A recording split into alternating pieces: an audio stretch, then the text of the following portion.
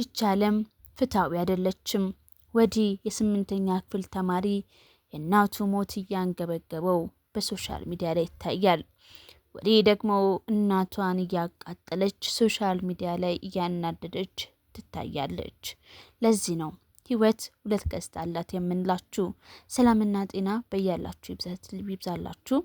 ለእናቶቻችን ረጅም እድሜ ይስጣችሁ እያልኩኝ ዛሬ የሁለት ዓለም ሰዎችን ታሪክ እንመለከታለን። ህፃን ካሊድ ሁላችሁም እንደምታስታውሱት የስምንተኛ ክፍል ፈተናውን ለመፈተን በሚሄድበት ሰዓት እናቱ ከዚህ ዓለም በሞት እንደተለየች ሁላችንም እናስታውሳለን። ታዲያ ይህ በእንዲህ እንዳለም ህፃን ካሊድ ከዛን ጊዜ በኋላ ሁለት ወንድሞችን እያሳደገ የሚገኝ ትንሽ ታዳጊ ነው። ታዲያ ከቀብር ስነ ስርዓቷ ላይ የተፈጸመውን ነገር ሁላችሁም ታውቃላችሁ። ዛሬ ግን ህፃን ካሊድ ከእናቱ መቃብር ፈቀቅ አላለም። ሁሌም እየሄደ ያያታል፣ ሁሌም ይናፍቃታል። በሀዘን የተጎዳ ፊቱን፣ በሀዘን የተሰበረ ልቡን እያሳየን ቀጥሏል። ስለዚህ ህፃን ምን ትላላችሁ? እጅግ በጣም የሚያሳዝን እጅግ በጣም የሚያስተነግጥና ልብ የሚነካ ጉዳይ ስለሆነ ለእናንተ ላጋራችሁ ስለወደድኩኝ አመጣውላችሁ። ወዲህ ደግሞ ሰሞኑን በቲክቶክ መንደር እያየነው ያለነው ነገር በእጅጉ ልብ ይሰብራል ያሳፍራልም። አንዲት በአሜሪካ የምትኖር ኢትዮጵያዊት ወጣት በቲክቶክ ላይቭ ላይ ገብታ የምታሳየው እጅግ አሳዛኝ ግብረ ነክ ነው። ማንነታችን የማይወክል ድርጊት ብዙዎቻችን አስደንግጧል። ወጣቷ ራሷን በማዋረድ ከኛ ባህልና እሴት ባፈነገጠ መልኩ አደባባይ ላይ ስትታይ ከድርጊቷ በላይ ደግሞ ልብ የሚያደማው እዛው ላይቭ ላይ ያሉ አንዳንድ አዋቂ ነን ባዮች እና ወንዶች ጎበዝ ቀጥይበት እያሉ ሲያጨበጭቡላት ማየታችን ነው። ተይ ይህ መንገድ አያዋጣም ስህተት ነው ብሎ ከመገሰጽና ከመምከር ይልቅ ለራሳቸው መዝናኛ ሲሉ እርኩሰትን ማበረታታቸው የዘመኑ የሞራል ውድቀት በግልጽ ያሳየናል። ከሁሉም በላይ ደግሞ አንጀት የሚበላውና የሰማነው ሁሉ እንባ የሚያስመጣው የደሃ እናቷ ለቅሶ ነው። እናትየዋ ስኳር በሽተኛ ሆና ራሷን እየጎዳች በቀን ለ16 ሰዓታት በከባድ ድካም እየሰራች ስንት መከራና ስቃይ አይታ ልጇን ወደ አሜሪካ ያመጣችው የተሻለ ህይወት እንድትኖር አስባ ነበር። ዛሬ ግን ያቺ የለፋችላት ልጅ በሶሻል ሚዲያ ላይ በምታሳየው አሳፋሪ ተግባር ምክንያት እናትየዋ በህዝብ ፊት እያነባች ትገኛለች። እግዚአብሔር ለምን ወንድ ልጅ አልሰጠኝም ብላ በምሬትና በጸጸት ስታለቅስ መስማት የትኛውንም ሰብአዊ ፍጡር በተለይ እናት የሆነች ሁሉ ልብ የሚሰነጥቅ ነው። እናት ስንት ለፋች፣ ውጤቱ ግን የህዝብ መሳቂያ መሆን ሆነ። እውነት ቲክቶከር ትውልድ ማጥፊያ የሆነ ነው ወይስ እኛ ራሳችንን አጠቃቀሙን ያበላሸ ነው? አንዳንዶች ይህችን ወጣት ከመምረክ ይልቅ ለላይክ ለቪውና ለተከታይ ብዛት ሲሉ ብቻ ሲያሹፉባትና ሲጠቀሙበት ማየት እጅግ ያሳዝናል። አንዲት አስተዋይ እህት ላይፍ ላይ ገብታ ወንዶቹን ይህንን እኩይ ድርጊት እንዴት ታበረታታላችሁ እናንተስ ልጅ የላችሁም ብላ ስትሞግት ታይታለች። ይህች ልክ ትልቅ ምስጋና ይገባታል። በስተት መንገድ ላይ ያለን ሰው መገሰጽ፣ መምከርና ወደ ትክክለኛው መንገድ መመለስ የሁላችንም ኃላፊነት መሆን ሲገባው በማጨብጨብ ገደል እንድንገፋው መፍቀድ የለብንም። ይህች ልጅ ምናልባት የአእምሮ የስነ ልቦና ወይም የከፋ ጭንቀት ውስጥ ልትሆን ትችላለች። ስለዚህ ማፌዝና ማሾፍ አቁመን ልንረዳት እንዲሁም ሪፖርት አድርገን አካውንቷን በማዘጋት ከዚህ ጥፋት መንገድ ልንታደጋት ይገባል።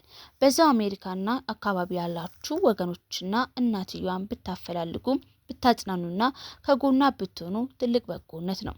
ዛሬ በሰው ልጅ ላይ በደረሰው ነገም በእኛ ቤት እንደማይደገም ማንም ዋስትና የለውም። ልጆቻችንና ትውልዱን ከእንደዚህ አይነት የሶሻል ሚዲያ ማዕበል እና አደጋ በጋራ እንታደግ። ፈጣሪ ለእናቷ ብርታትን እንዲሰጥ እንዲሆን እንመኛለን።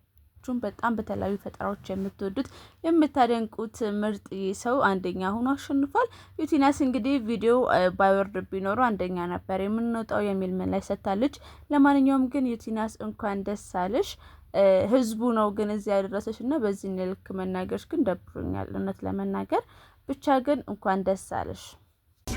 መቼም እዚህ ሚዲያ ላይ እኔ ሴት ስለሆንኩ ነው እንደዚህ ተብደርኩ ምናምን ብዬ ማልቃቀሷ ሴት አይደለሁም። ታዲያ ከዚህ ድል በማስከተል እንግዲህ ወደ ዱባይ ልመጣ ነው። በዱባይ እንግዲህ ኤቢ ማርሻል ትቀበለኛለህ ወይ? እኔ ምኞቴ እንደዚህ ነው ስትል ምኞቷን ገልጻለች። እስኪ ምኞቷ ምንድን ነው? የዩቲናስ እንስማው። ግልጽ የሆነ ጥያቄ ነው ለኤቢ ማርሻል። እኔ ዩቲናስ በጣም ነው ጂዋገን መኪና የምወደው፣ በጣም ነው የምወደው። ብራብስ በጣም ነው የሚመቸኝ በጣም እና ህልሜ ነው መንዳት ፈልጋለሁ እና ዱባይ ልመጣ ነው። ታስነዳኛለህ ወይ? ዩቲናስ ጥያቄዋ በዚህ ብቻ አላበቃም። እንግዲህ ዱባይ ላይ ቅንጡ የሆነችዋን መኪና እንደተመኘች ተናግራለች። ይህንን ቪዲዮ በምሰራበት ጊዜ ኮሜንት ውስጥ ገብቼ ተመልክቼ ነበረ። አንቺ ሁሉ ነገርሽ ከጃኒ መኮረጅ አይደብርሽም ወይ? እሷ የ16 ሚሊዮን ብር መኪና ስለነዳች ነው ወይ የሚሉ ኮሜንቶችንም ተመልክቻለሁ። እኔ አላልኩም እንቻ ግን የሁላችሁ ኢትዮጵያ ሕዝብ አይጥመዳችሁ ነው የሚላችሁ። ዩቲናስም በቃ እንደዚህ ጠብር ግፍ አድርጓታል። ከጃኒ ጋር ምንም አያገናኛትም። ነገር ግን እሷ የሚፈለገችውን ነገር ሀሳቧን ማስተናገድ ትችላለች። ምክንያቱም ቲክቶኩ ለሁሉም ነው። ያው የቲክቶኩ እንስት ስለሆነች ጀማሪ እንስት ስለሆነች እንግዲህ እናበረታታለን።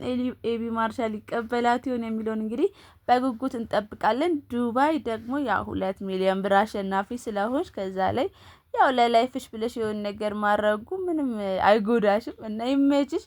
ነገር ግን ትንሽ የደበረችን ፓርት አሸናፊ ስትሆኑ ህዝቡ ላይ የምትላት ነገር ደስ አይልም።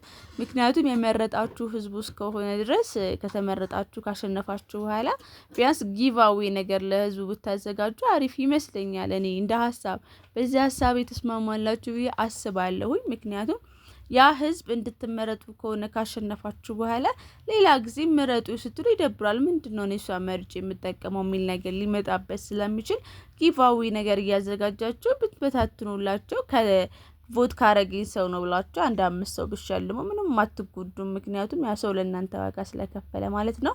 እቺን ሀሳብ ያው እናንተም ትስማማላችሁ ብዬ አስባለሁ። እስቲ ቆረጥ አድርጓትና ላኩላቸው ቲክቶክ ላይ እናቴ መቼም ታይዋለች። ግን ልጠይቃችሁ ምን አይነት አስተማሪ ነበረች?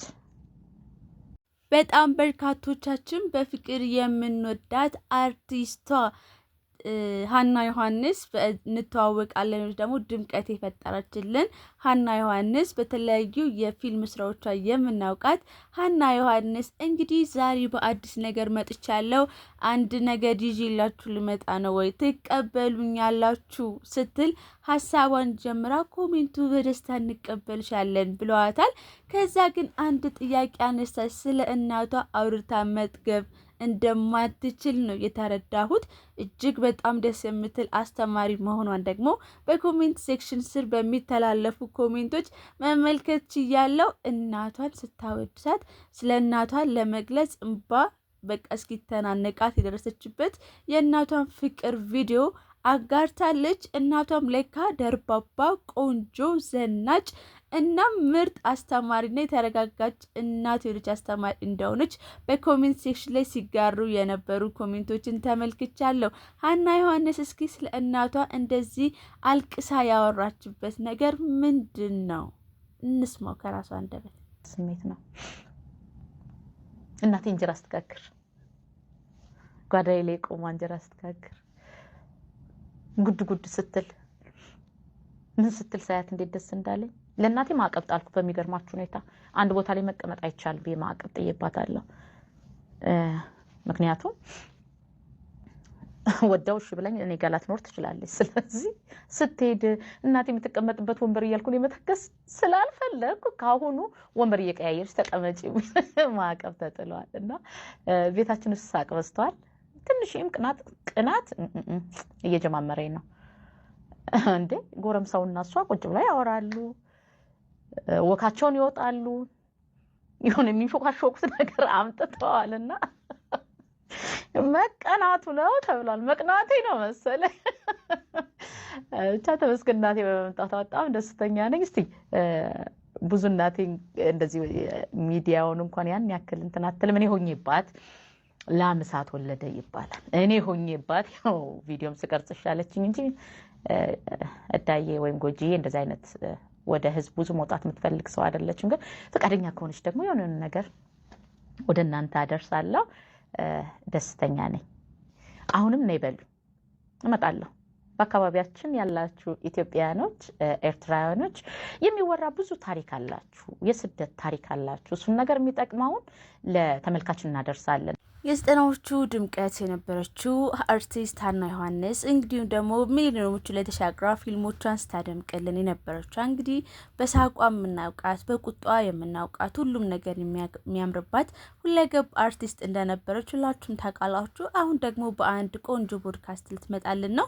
ሰዎችን ታሪክ የሚያስተምሩ ነገሮችን እውነተኛ ነገሮችን ይዛልን ልብቅ ልትለው እና ሁሉም ኮሜንት ላይ ቆንጆ ምላሾችን ሰጥተዋታል።